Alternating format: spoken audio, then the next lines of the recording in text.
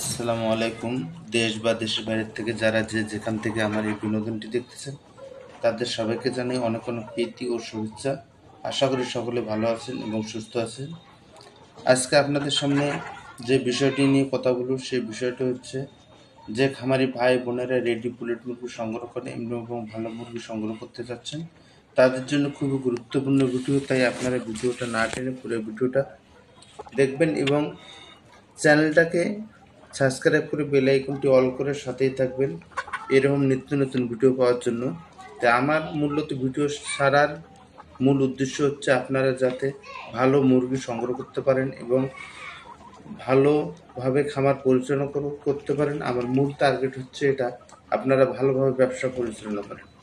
তো অনেক সময় দেখা যাচ্ছে যে আপনারা পুলেট মুরগি সংগ্রহ করেন ঠিকই, কিন্তু সঠিকভাবে নিয়ম না জানার কারণে আপনারা এই লেয়ার মুরগিগুলো সঠিকভাবে আপনারা সংগ্রহ করতে পারেন না, কিন্তু সংগ্রহ করতে না পারার কারণে আপনারা দেখা যাচ্ছে ক্ষতিগ্রস্তের মধ্যে পড়ে যাচ্ছেন।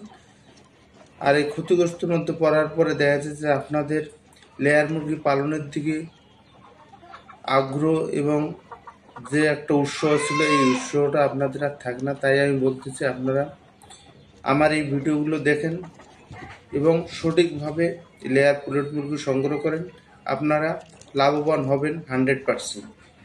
তো লেয়ার মুরগিতে সংগ্রহ করার আগে আপনাদেরকে কিছু কাজ করতে হবে। আপনারা কিভাবে ঘরগুলো করতেছেন, কিভাবে না করতেছেন, এই জিনিসগুলো যাতে সঠিকভাবে হয় এবং তাহলে দেখা যাচ্ছে যে আপনারা ডিমের প্রোডাকশন ভালো পাবেন এবং দেখা যাচ্ছে মুরগিগুলোকে রোগ প্রতিরোধ ক্ষমতা বৃদ্ধি করাতে পারবেন। তাহলে আপনারা দেখা যাচ্ছে সফলভাবে খামার তৈরি করতে পারবেন।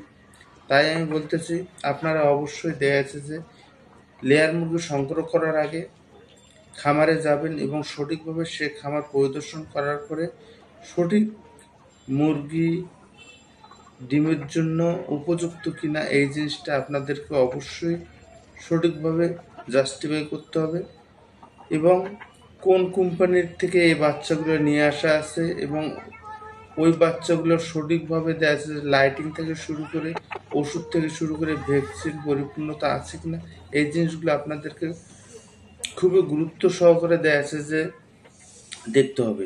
তাহলে দেখা যাচ্ছে যে আপনারা যে পুলেট মুরগিটা সংগ্রহ করে আনবেন সেই মুরগিটাতে দেখা যাচ্ছে যে আপনারা সঠিকভাবে ব্যবসা করতে পারবেন এবং এই মুরগিটাতে আপনি কোনোভাবেই ক্ষতিগ্রস্তর মধ্যে পারবেন না এবং এই মুরগি আপনাকে কখনো ঠকাবে না। কারণ হচ্ছে লেয়ার মুরগির ব্যবসা খুবই সহজ এবার খুবই কঠিন। যদি আপনারা এই লেয়ার মুরগিকে আপনারা ছোটোর থেকে সঠিকভাবে এবং ওকে খাদ্য কম না দিয়ে ভ্যাকসিন কম না করে তারপরে দেখা যাচ্ছে যে ওর লাইটিং শিডিউল মেনটেন না করে এই জিনিসগুলো সঠিকভাবে যদি আপনারা পালন করেন তাহলে দেখা যাচ্ছে যে আপনারা সঠিক খামারি এবং সঠিকভাবে ব্যবসা করতে পারবেন।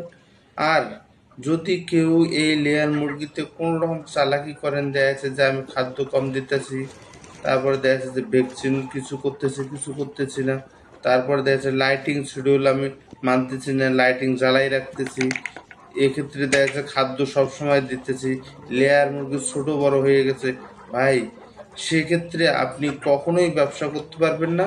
বেকার আপনাদের টাকা নষ্ট করা হবে এবং লেয়ার মুরগিতে আপনাদের দ্বারা কোনো দিনও ব্যবসা করা সম্ভব হবে না। কারণ হচ্ছে লেয়ার মুরগির গাইডলাইন মেনে যদি আপনি না চলতে পারেন তাহলে আপনার জন্য লেয়ার মুরগির খামার না। আর যদি লেয়ার মুরগির খামার করতে চান তাহলে আপনাকে সঠিক গাইডলাইন মেনে সঠিকভাবে সঠিক ওষুধ প্রয়োগ করে সঠিকভাবে খাদ্য প্রয়োগ করে তারপরে আপনাকে লেয়ার মুরগি পালন করতে হবে।